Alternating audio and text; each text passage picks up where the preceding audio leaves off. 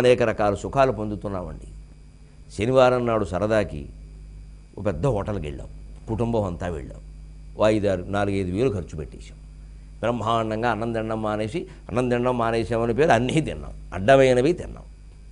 ఏం ఆనందం పొందారో వెళ్ళిన వాళ్ళందరూ ఆలోచించండి. అక్కడ నిలబడ్డాం, వరుసగా ఏవో టికెట్లు ఇచ్చారు, అక్కడ కూర్చున్నాం.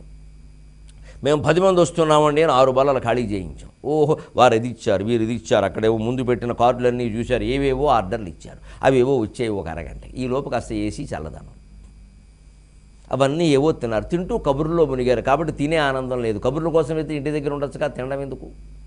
ఆనందం ఇది అర్థమవుతుంది, అది ఆనందం కాదు. తినడంలో ఆనందం ఉంటే కబుర్లు చెప్పకూడదు, కబుర్లో ఆనందం ఉంటే తినకూడదు. మనం తింటూ కబుర్లు చెబుతున్నామంటే 2 ఆనందాలు పొందలేకపోతున్నాం. మంచిది, మనం పొందేవన్నీ సుఖాలు, ఆనందాలు కావు. సుఖమల్పం బహుక్లేశో విషయ గ్రాహిణాం రుణాం. నేను ఊరికే మర్యాద కోసం తిండి సుఖం చెప్పాను. సమస్తమైన స్త్రీ పురుష సౌఖ్యాలు సహా అన్నీ ఇంతే. పొందే ఆనందం తక్కువ, జరిగే ఆర్భాటం ఎక్కువ, తలనొప్పి ఎక్కువ, తత్వం తక్కువ. అందుకే సుఖమల్పం అన్నాడు శంకరాచార్య. ఏముందయ్యా అందులో, ఎంతసేపు ఎక్కడికో చూసి టైం చూడు. ఆ పదార్థం నీ నోట్లోకి వెళ్ళినప్పుడు సమయం చూడు, 10 సెకండ్లు దాటదు. దీనికోసం ఇన్ని వేలు ఖర్చు పెట్టాలా, ఇంత అక్రమంగా సంపాదించాలా? దానికోసమేగా మన సంపాదనలని ఇంతంత ఖర్చులు అయిపోతున్నాయండి. ఆ హోటల్కి వెళ్ళకపోతే అవ్వండి. అంతంత ఖరీదైన చదువులు అవసరం లేదండి, సంస్కారం నేర్పట్లేదండి ఆ చదువులు. పిల్లలు ఆత్మహత్యలు చేసుకుంటారండి. ఎందుకండి చదువులు? తల్లిదండ్రులు మీరు ఒత్తిడి చేయొద్దు అని చెప్పేసి ఐఐటి విద్యార్థుల కోసం రాజస్థాన్లో కోట జిల్లా కలెక్టర్ ఆవేదనతో 5,000 మందికి ఉత్తరాలు రాశాడు. దయచేసి మీ పిల్లల్ని మీరే చంపుకోకండి, దాని హెడ్డింగ్ అది, శీర్షిక, మీ పిల్లల్ని మీరే చంపుకోకండి. ఇక్కడ అందరూ ఐఐటి, దానికోసమే సంపాదన. ఎందుకంటే అంత మంచిది. ఇంత పొద్దు ఇంత చేసి వాళ్ళు చివరికి ఏమయ్యారు? చచ్చిపోతున్నారు అన్యాయంగా, బరువు భరించలేకపోతున్నారు. అమ్మా నాన్న, నేను మీ ఆశయాన్ని సాధించలేకపోయా, వారి ఆశయాన్ని వీరు సాధించడం ఏంటండి?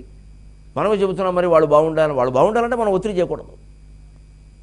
మంచిది. అనంతం ఎక్కడుంది? సుఖం ఇది అల్పం. సుఖం అల్పం బహుక్లేశిక. సత్యం చెడ్డాం, భార్యాభర్త విడిపోయాం, చెరో చోట మకాం పెట్టాం, ఎంసెట్ కోచింగ్లు పెట్టించాం, లక్షలు ఖర్చు పెట్టాం, చదివించాం, పిల్లలు మనకు దక్కలేదు.